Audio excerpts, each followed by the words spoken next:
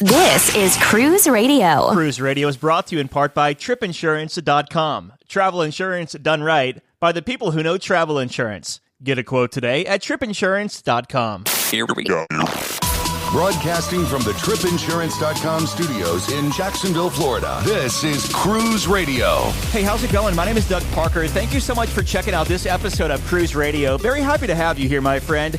After this past Thursday's show of Oceania Riviera, got quite a few emails and comments saying that they enjoyed the more of a diverse review, I guess we'll say, because we typically stick to the big major lines here. But my invite to you is if you've sailed any cruise line, it doesn't matter if it's Viking, Virgin, Seabourn, Cunard, we don't really hear a lot of either. Any cruise line out there, river cruise, if you've sailed and you want to share a review with the audience, please, I invite you to email me, Doug@cruiseradio.net. We'd love to get you on, 16 years of doing this, and we still have a lot of ground to cover. So I'll leave you with that before we jump to Jeremy and his review of Diamond Princess. Jeremy and his family took a 8-night cruise aboard Diamond Princess over in Tokyo, 8-night round trip, and he joins us to chat about it. How you doing, bud? I'm doing great. Thanks for having me on, Doug.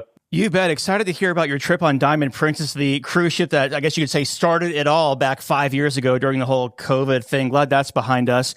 You're in the Nashville, Tennessee area, so let's take a step back. What made you want to take this 8-night cruise going from Nashville all the way over to Tokyo? Well, Doug, we after the pandemic, we did a lot of domestic stuff, kind of stuck closer to home. Our family's always been into Disney, so we did a lot of that stuff. But this was our 20th cruise and our 13th on Princess. So nice.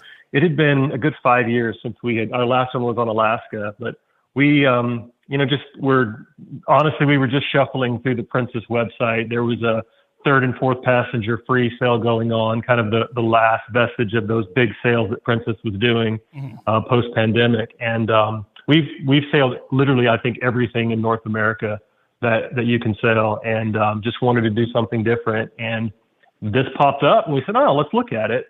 And there was a good deal on the Grand Suite on the ship. We just couldn't resist it, so we took the plunge. From experience, there are a lot of moving parts when you're going from the U.S. over to Asia, depending on the country, with visas and language barriers sometimes. I have to ask, did you piece this together yourself, or did you have a travel agent helping you out? I love to plan travel, maybe as much or more than I like to travel.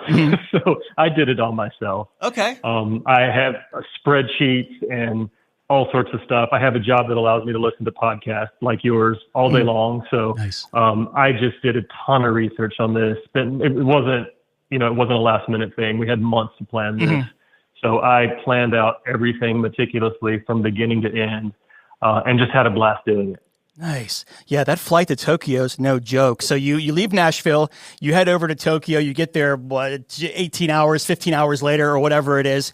Any pre-cruise time in Tokyo before you boarded the ship? Yeah, absolutely. I would recommend everybody do this. This was our first time to Japan, so we wanted to make the most of it. We left 4 days early. We had 4 full days, actually. We left 5 days early, so we had those full days in Tokyo. And we were based out of Meguro City. Had a kind of a destination hotel that we wanted to stay out there that I found through my research. We stayed there, took their amazing transportation system all over Tokyo. And we just kind of picked a general area a day that we wanted to be at. We would take the train there and just walk around. Just had a great time, explored the city, from shopping to eating to just, going to their konbini, their convenience centers, convenience stations and stuff. We just had a blast. Yeah. Just exploring the city, pretty unstructured. We do a lot of things structured, but I knew that we would just want to wander around, and that's what we did. Some countries in Southeast Asia, or I guess I should say cities, don't necessarily speak English. Did you have any issues getting around Tokyo? It wasn't. If we didn't have Google Translate, we might have had a few issues that we would have bumped into, but even without the technology, you could go without your cell phone, and as long as you had some way to navigate the train system, you would be fine. But the apps and stuff make it so much easier. Google Translate, you can, point it to a menu, translate the menu for you. There were a few times that we needed to communicate with someone about something, and we used Google Translate, from English to Japanese and back and forth. But other than that, most people speak English, especially in the cities. On the cruise, we went to some, more remote places, that, smaller cities, second, third tier cities that English wasn't widely spoken, but we managed to navigate that without a problem. So I would not let that be a hindrance for anyone who wants to go to Japan. You had your pre-cruise time in Tokyo. It's time to board Diamond Princess. How was the embarkation process? It was the exact same process. One thing that I'll say about this ship is that it was made up of I should have got these numbers for you, Doug. I think it was about 80% Asian, most of which were Japanese. There was a big contingent of Chinese, Taiwanese, and then the other 20% were Western. So United States, there were some Australians on there. And people are just more orderly, more friendly, whereas there was, pushing and shoving in lines and people getting impatient. People just sat at Yokohama Port, waited patiently. We were there at 10 a.m. was the time we got there. We had a private driver that took us to the port from our hotel. And it was very peaceful. It's a very nice terminal area there that we waited in. It took us a couple of hours before they were ready to board, so a little longer than we remembered in the past, but it was flawless. Of course, Princess has they have it down when it comes to the medallion system and the way that you board. All of that was stellar. By the way, it's been so long since we've been on a cruise, we've not experienced the medallion until now, and what a night and day difference that was for embarkation, disembarkation, and the experience on board as well. So no problems with embarkation. So you make your way on board the ship. What were your first impressions of Diamond Princess? We were on this cruise ship in 2006, and it was a new ship back then. So when you get on a cruise ship that's a couple of decades old, we had some hesitation. And reading the online reviews, there were people who said, "Hey, it's a great old classic ship," and there were others who were dissatisfied with it. This ship just came out of dry dock earlier in 2014, so there wasn't a lot of information about what had been done. No major renovations, but they did a lot of sprucing up carpets and painting and those kind of things. I got to tell you, it did not look like a 20-year-old ship. If you are really nitpicky and you want to look and pay attention to how many layers of paint that you think the railings might have gotten and stuff like that, then you could nitpick it. But she's flawless. I would say the diamond still shines. Just to clarify, you said 2014, but you meant 2024 for the last dry dock? Yeah, okay. 2024. Gotcha. And what kind of stateroom did you book for this cruise, and how was it throughout your 8 nights? So having cruised for 20 times, I didn't even realize that a stateroom like this existed on a ship. We were in the Grand Suite on the back in the Baja deck. It was 1,300 square feet. Wow. An amazing suite. Yeah. I mean, this is not something that Princess typically has. I think it's available in the Golden and the Diamond. I think the Grand or the Golden, I'm not sure which, but kind of the last vestiges of those old, big suites. So other than the Sky Suite, I think this is the biggest thing that Princess does. And we were just wowed from the very beginning. This has a separate living room with a sofa and chairs. It has a full dining area with a very large round table with 6 chairs. It has a bathroom that rivals anything that anyone have in their house. I mean, it's like 3 sinks, a powder room, a separate toilet area, a whirlpool tub in the corner, and then a separate master bedroom. We also had a huge deck that spanned the entire half of the aft. So we could walk from looking at the very center where the water is at the bottom. We could walk all the way from there, all the way around to the corner of the ship. It was truly awe-inspiring. We got a good deal on it, but it was still a splurge for us, and I have no regrets. Man, what a stateroom! It was amazing. It really was. It was opulent, and for the 4 of us, the kids are teenagers and they're not of the age that we want to leave them in a room by themselves. So there's just not a lot of options other than doing connecting rooms. And, this was just a great thing for 4 people. There was a pull-out sofa. So my son slept on the sofa, and then they brought in a roll-away bed as well. So the kids had totally separate beds, and we were not wanting for any lack of space. It was really amazing. Is the sail away out of Yokohama, is it as visually stunning as going out of, like, say, Shanghai or Hong Kong with buildings everywhere? Yeah, probably not. I haven't done the sailing out of Hong Kong. I'm kind of picturing that. I'm not sure it was as awe-inspiring as that, but you do sail under the bridge. You're coming from Yokohama, so that's a pretty, it's a suburb or a smaller city outside of Tokyo. So you're not seeing all the Tokyo high-rises, but Yokohama is a really nice city. and if I can back up a minute, we did not spend any time in Yokohama, but I wish that we had had a day there. Mm-hmm. It was a destination on its own. Nice. We could tell that just from the car ride to the port. But it was a really nice sail away. And going under the bridge is always really cool, especially when you're on a balcony or particularly when you're on the aft and you can like look up and be right under that bridge. Let's talk about the food on Diamond Princess and how it was on your 8 days there. So we'll start at the buffet area. Let's talk about dining. I can't remember the name of the buffet on Diamond Princess, but how was the food on there? And being an Eastern cruise, was it more Eastern fare or did they throw in some Western too? Yeah, and I can't remember the name of the buffet either. Sorry, it slipped my mind as well. But we're not buffet people. So, we're kind of, we prefer to have plated meals. And, if you're going to, be on a cruise ship, we want to be served. So we fall into that category, but we use the buffet for snacks. We found it to be about what you would expect, and what we were accustomed to even from years ago on Princess.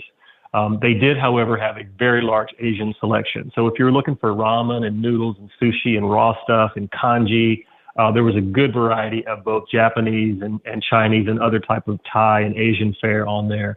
So this is a very different ship in terms of the passengers that are on there, their nationalities, the language, and the food was no exception to that. So if you're into raw food and you like fish, then this is your place.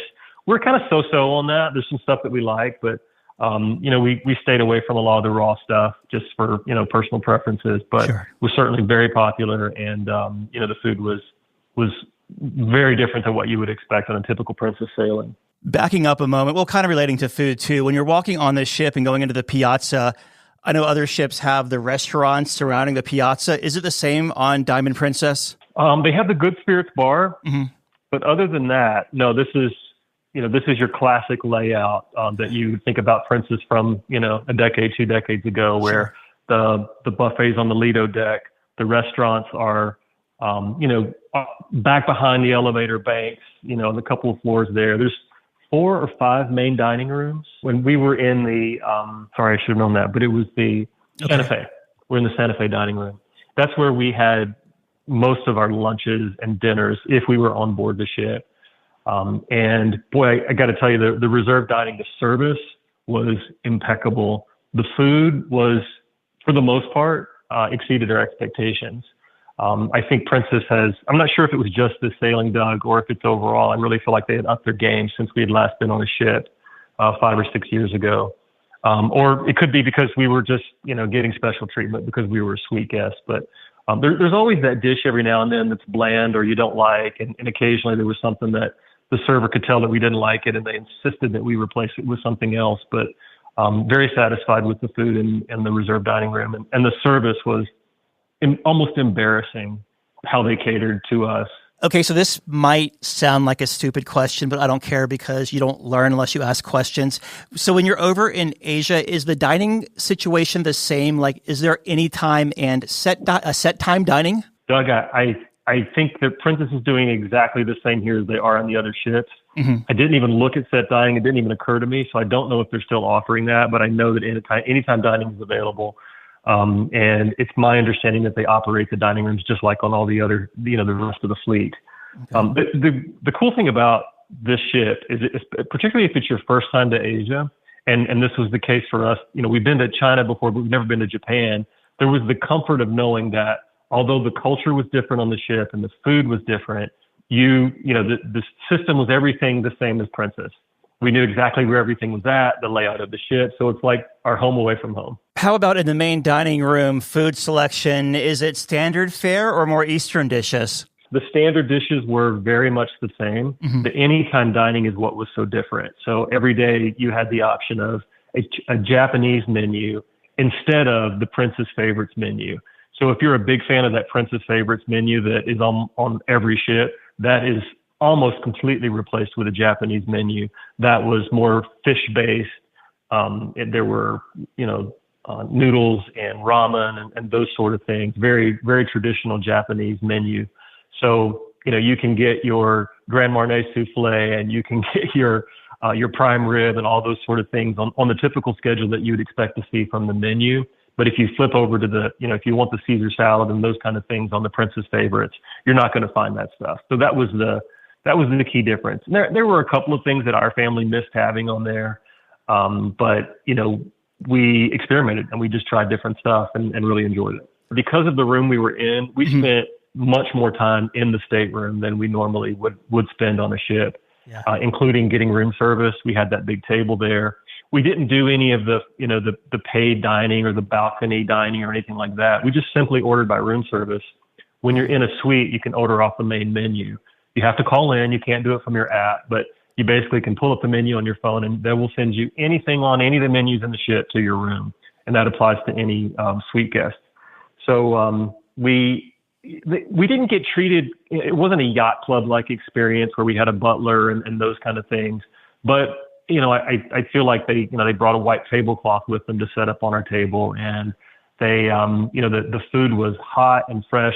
And we really didn't miss going to the dining room on the 3 nights that we had room service because it was presented so well and it was brought to us so quickly that it was of the same quality, I think, that we would have gotten in the dining room. Is this the ship that has the Brazilian steakhouse on board? It is. We were planning to go to it because we had the premier package. So we had a couple of those premium meals to burn up. And we decided not to do it. We went to Sabatini's twice instead.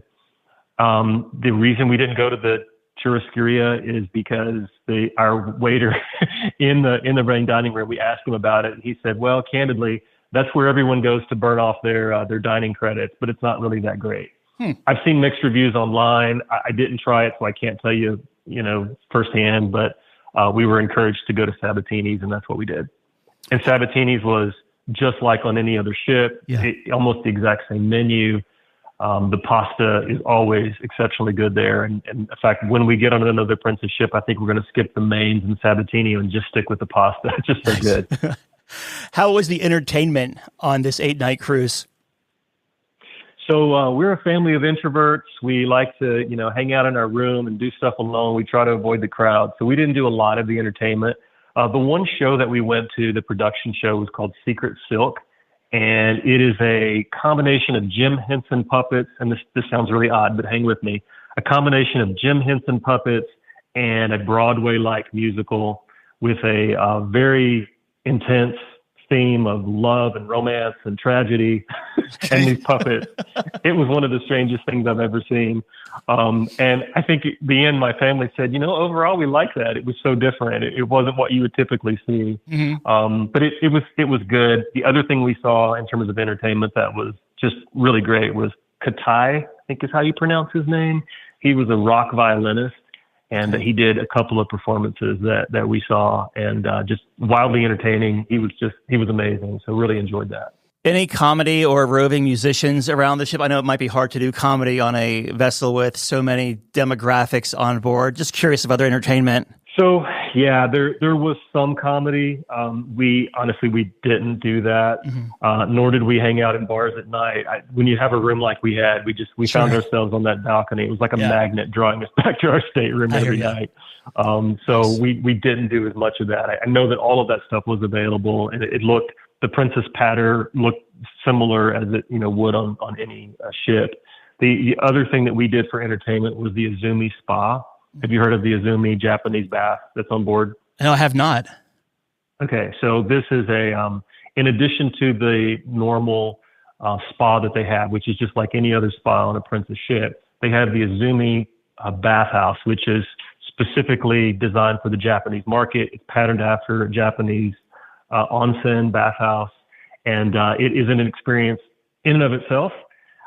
It was included as part of our suite benefits, so we didn't have to pay to get in, but I would have paid for it having experienced it. For Japanese, this is a normal thing, but for Europeans and Westerners, it can be kind of shocking because it is completely nude. There's a men's section and a women's section. Those sections alternate every day, so you can experience things that are on the different side of the spa. But you go in and you bathe.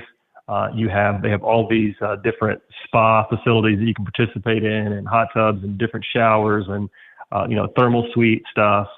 And then there is a communal kind of a co-ed spa that's available outside. It's really unique. It's one of the most relaxing therapeutic things that you can do. So we ended up spending a lot of time there as well. So I'm trying to unpack this and not trying to be funny, but you roll in there with your robe on, you just drop the robe and enjoy?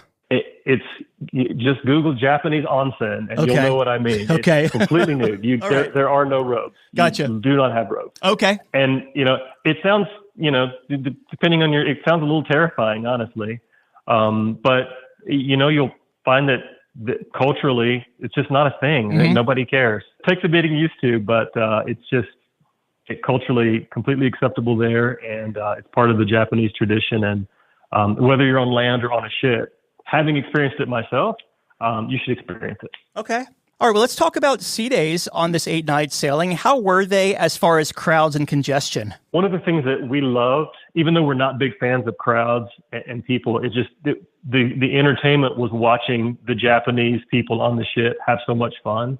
It was the most participative I've ever seen of any cruise ship. If there's an activity in the piazza, whether it's throwing airplanes or any of the silly stuff that Princess came up with to entertain people, or things by the pool, the entire ship was there watching and participating. We had no idea what was being said half the time, but it was just so fun to watch that.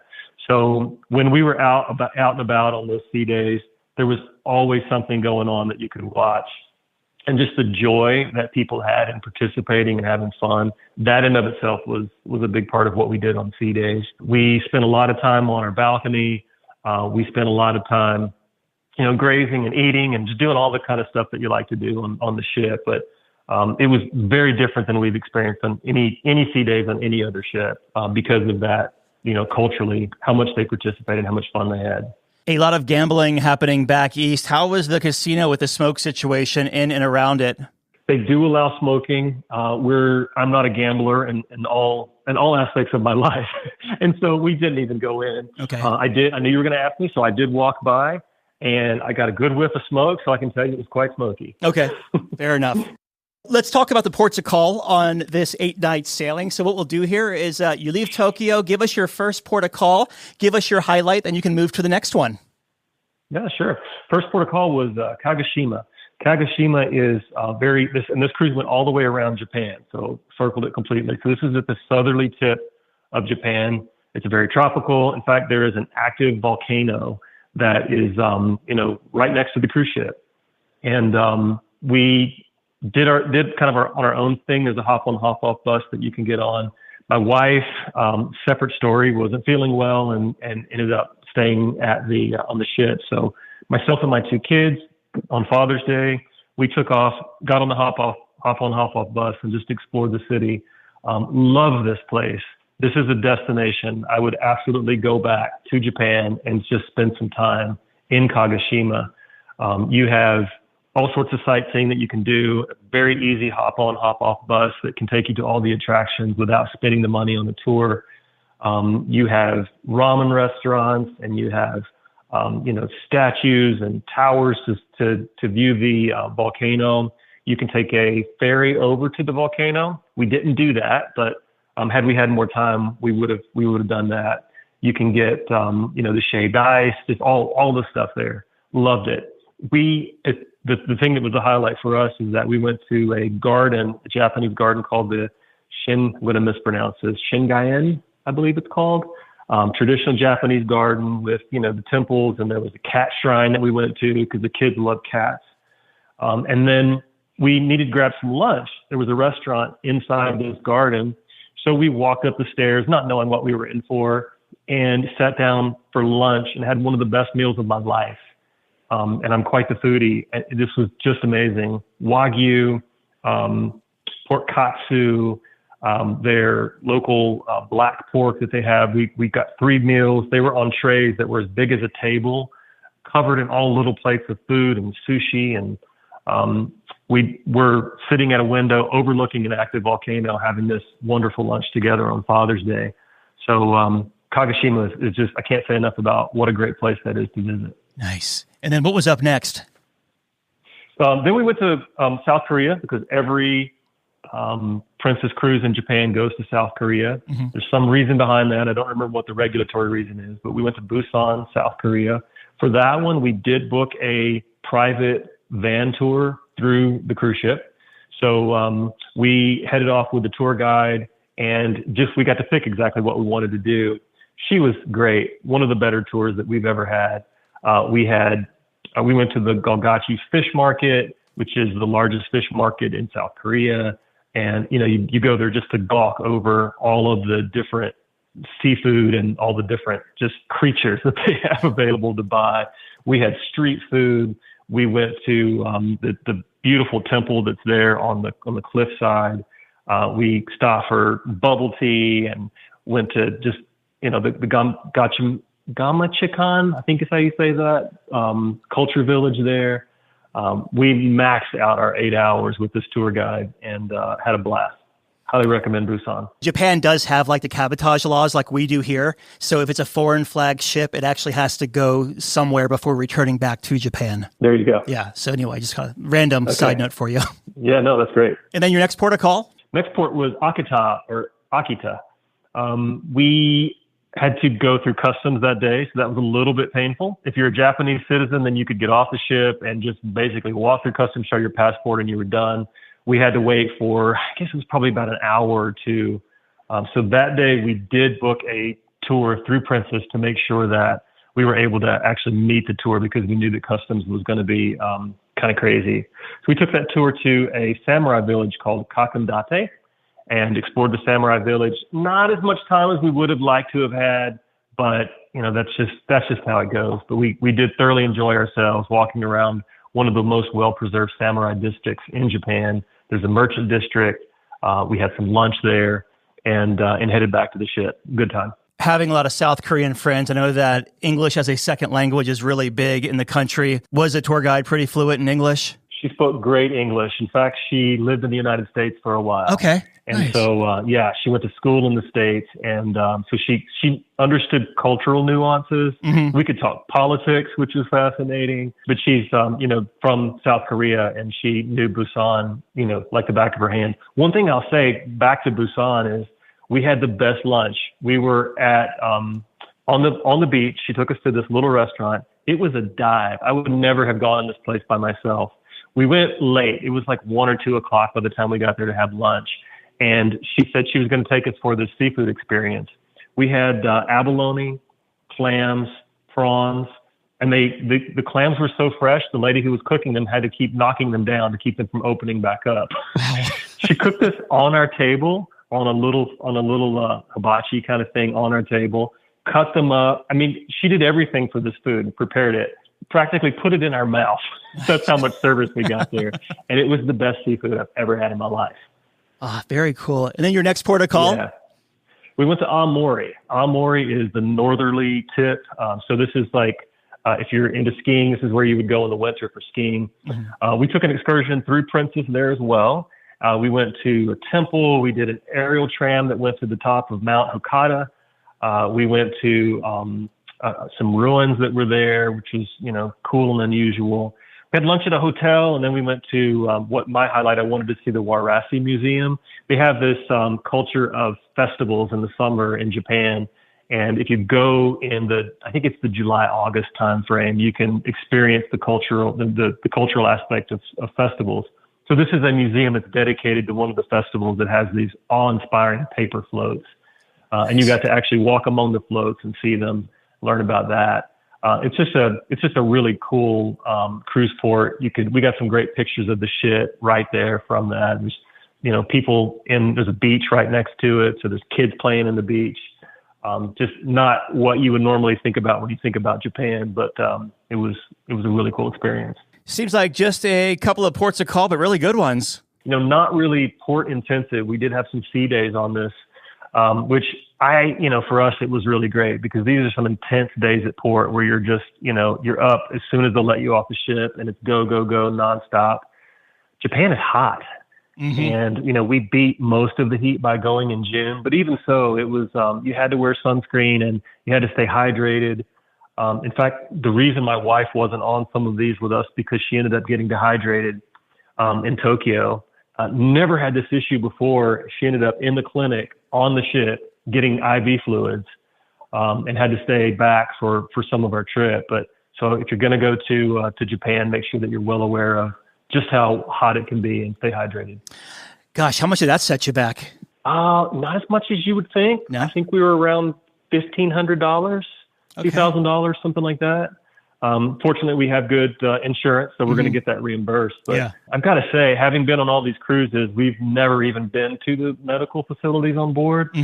She had to call 911, and because we knew something was bad wrong, she went down really fast. And they came and got her in a wheelchair. They called the doctor that was on call and the nurse on call, and they actually did labs on board. They actually administered the IV fluids on board, and she got medical care that was, for being on a cruise ship in the middle of the ocean, it was exceptional. We were really impressed. So kudos to Princess. Disembarkation in Yokohama, how did that work? Is it just like over here with, hey, are you going to carry on? You're going to check your bags? Yeah, because we were in a suite, we were able to get white number 1 tickets. So it made all the sense in the world for us to just let them handle our luggage. And that's what they did. With a family of 4, and staying that long, we had quite a bit of luggage. So we did have them to take our luggage. It was extremely meticulous and organized, way more than any I've ever seen. I think it's 6 pieces of our luggage, Doug, were lined up in order exactly where we could find them. We walked to our luggage and rolled it away. And that was the end of disembarkation. It was beautiful. Nice. One thing I'll say about the Japanese culture, there is a system and a process for everything.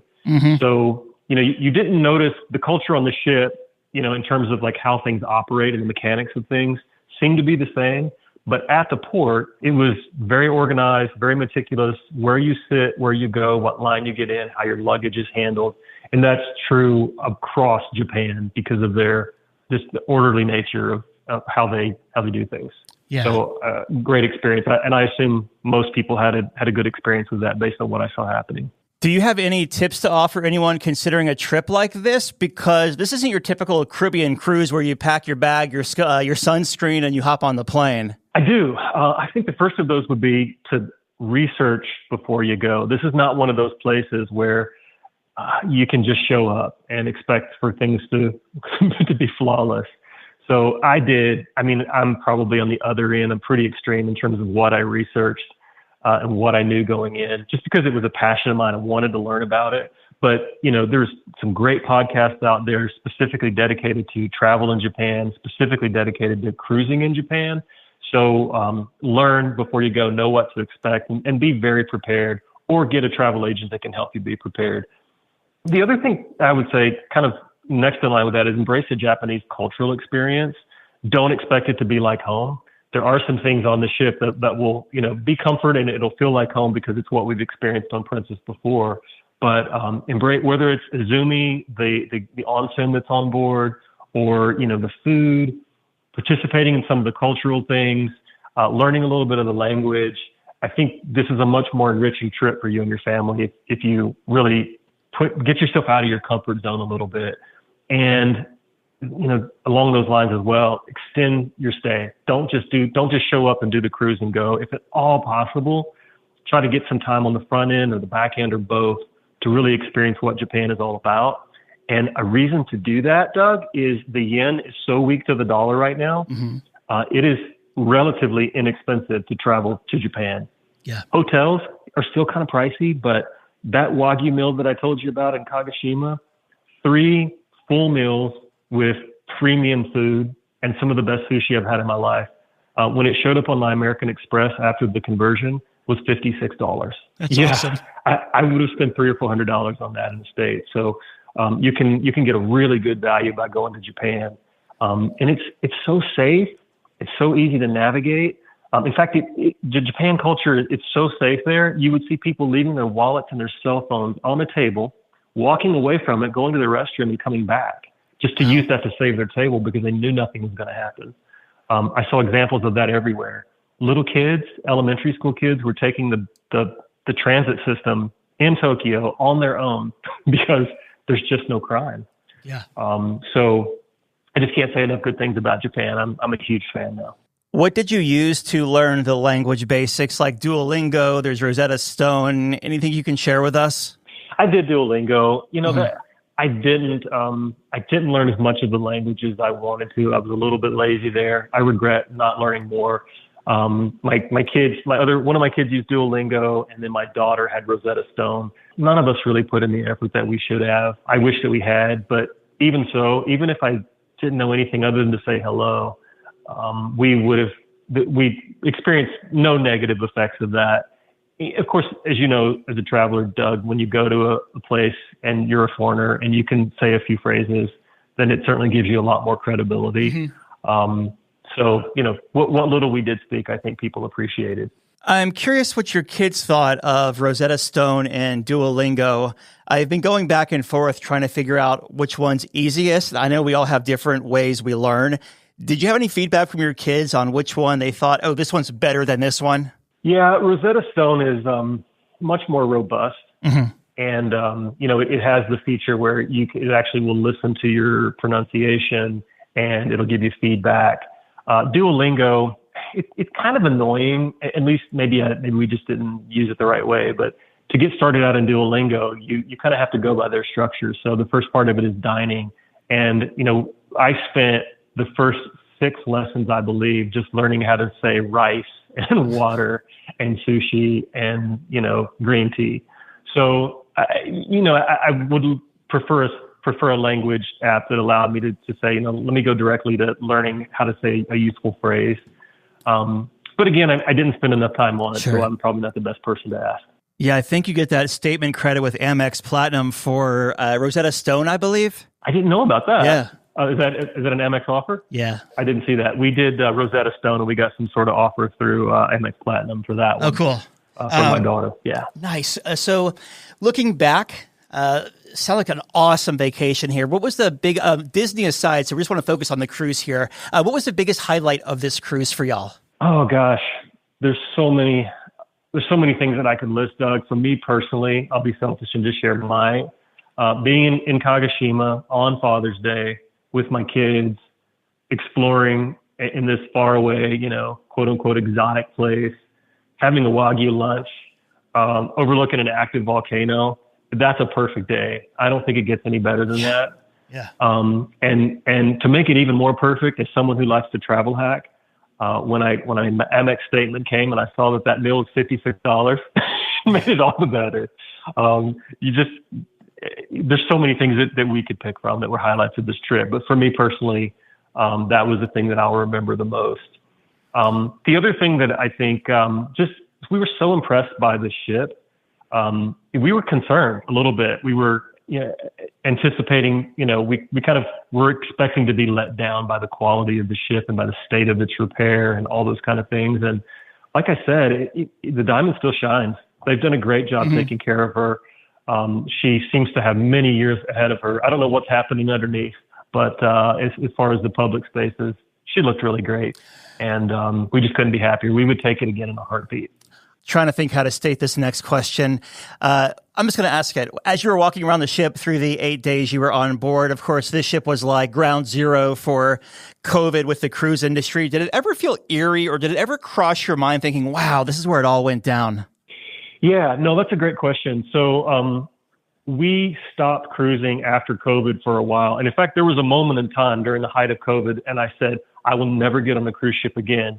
Not because I'm scared of catching COVID, but because I don't want to be stuck somewhere that I have no control over my destiny. Seeing those people stuck and no country would take them, that was heartbreaking, and it scared the heck out of me. And I thought I would never take a cruise again.